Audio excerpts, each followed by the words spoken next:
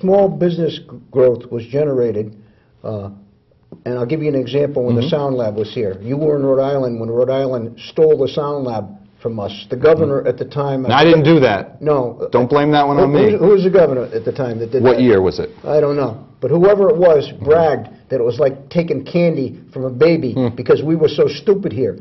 My point is the Sound Lab, the ripple effect of the Sound Lab, they had different businesses that operated on the outside that rented space, and we lost all that. You're 100% right. Let's take a couple of calls. Sure. You're live with Daryl, Finizio, candidate for the strong mayor in New London. Murray. Yeah. Listen, this is not to do with that, but I waited all week for this one here.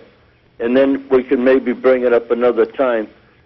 The thing is that young girl in Waterford there that went over the minor lane tracks, and they want to give her 4 years and 5 years probation.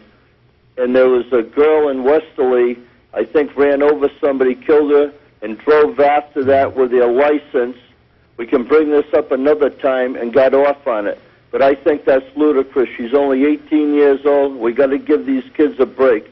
I'll let you go, but I hope you can bring it up at another time. Yeah, would you remind me, call me on the landline, because I got a lot of stuff to talk about the legal system, but I can't do it right now. I know that, Murray, but this has been eating my heart out. And this young man sounds like he's got a good format going, but I had to bring that up tonight. Thanks for the call. We'll definitely do something on it.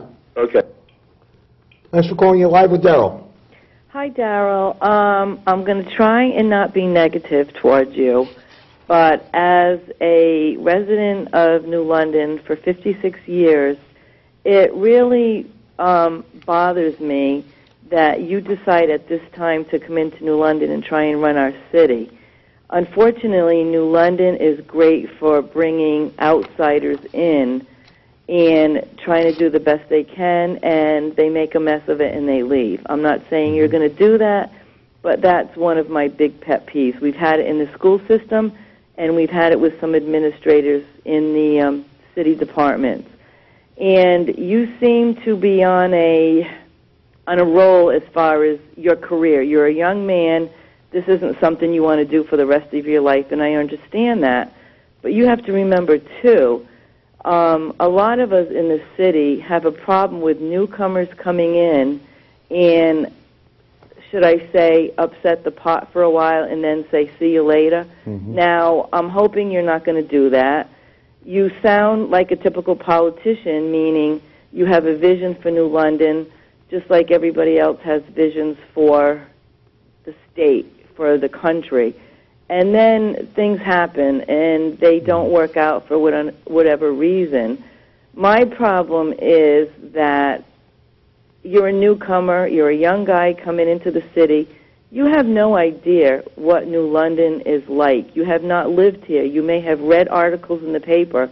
You have maybe heard things from people. But to actually live here for at least 20 years, you really, really don't know how we live, what we live with, what we're facing against, and where we're going. So basically that's my problem. I wish you all the luck. You sound like you're a very well-educated man, and sometimes fresh blood is good for something new. But we've had a lot of fresh blood coming in, only to be kicked in the teeth and brought back a few steps. Now, hopefully, if you are mayor, things will change. Hopefully, you will stay here for an extended period of time and not do your 4 years and then move out of New London, maybe move up somewhere, but stay here and pay the taxes like we pay, visit our stores, meet with our citizens like the locals have done. We may be a city... Okay, let me let Daryl respond, and I don't mean to be rude, but we have another call. And you made your point, and thank you for the call. And I really want to respond to that, because obviously that's a big question. I mean, when someone moves to a community and they've only lived there a couple months and all of a sudden, you know, they're running for mayor, that'd be the first question I'd have.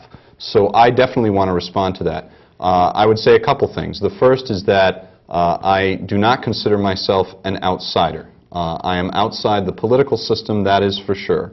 But I am not an outsider to New London. I grew up in the region here.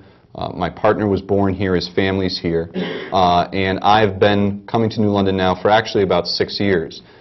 Joined my church here 4 years ago. I joined Strike Zone Gym, boxing gym here in New London 4 years ago. And I really, honestly, truly consider New London my home. It's actually, of all the places I've ever lived, even my birthplace of Westerly, New London feels more a home to me than anywhere, because this is where I've felt the most comfortable. This is the home I chose. And my partner and I worked for a very long time to find our house, which is one of the houses that we do pay high taxes on, and we're paying those taxes.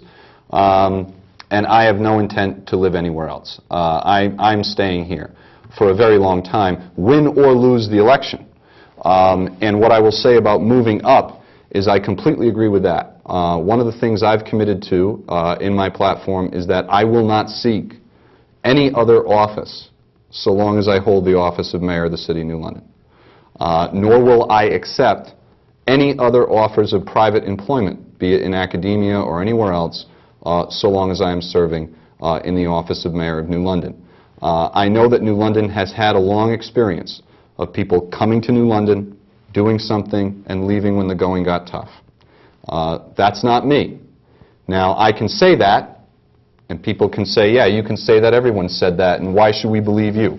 Well, there's no magic words that I can utter to convince anyone that my heart is in the right place. But I know it is.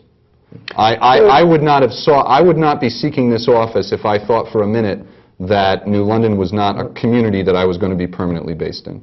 Well, Daryl, throwing your towel into the political arena, and I think we'll all agree it's not an easy thing to do. And quite frankly, it takes a lot of nerve. Oh, yeah. There are people who think you got a lot of nerve running for mayor, and there are other people who think you're just maybe what New London needs. That's why we have elections. That's why we have elections. And listen, whoever's elected, it's going to be an extreme honor, privilege, and certainly the weight that's going to be on the mayor's shoulders. It's going to be a heavy burden. Immense, and let's hope. That's why we have elections, like you said. Right.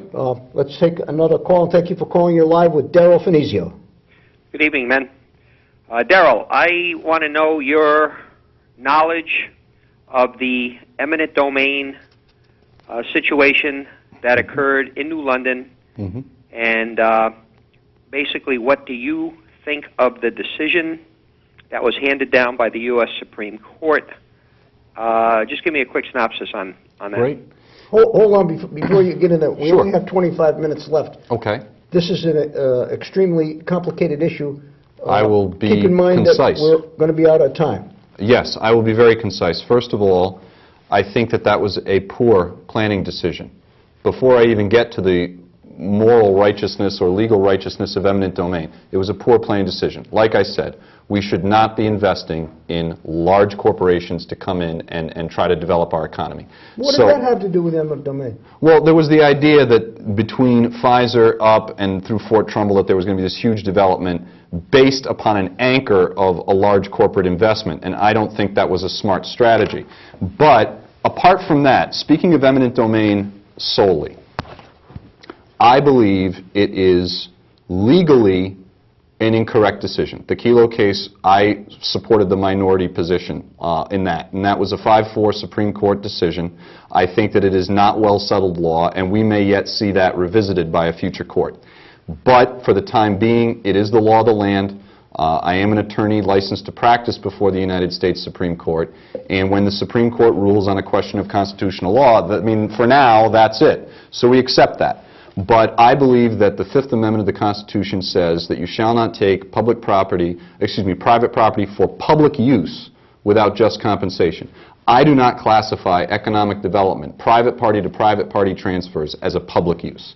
To my mind, a public use is an emergent situation for survival, a necessity, such as creating a buffer zone if a fire is spreading through a city, which is the case. You answered the question. You were yeah, I'm against it. I think that eminent domain should not be used for economic development, and I think that the Supreme Court case was wrongly decided. And at some other time, we can talk more in detail about it if you like. Yeah, because we don't have time to go into the. I mean, I'd love to do a show on it.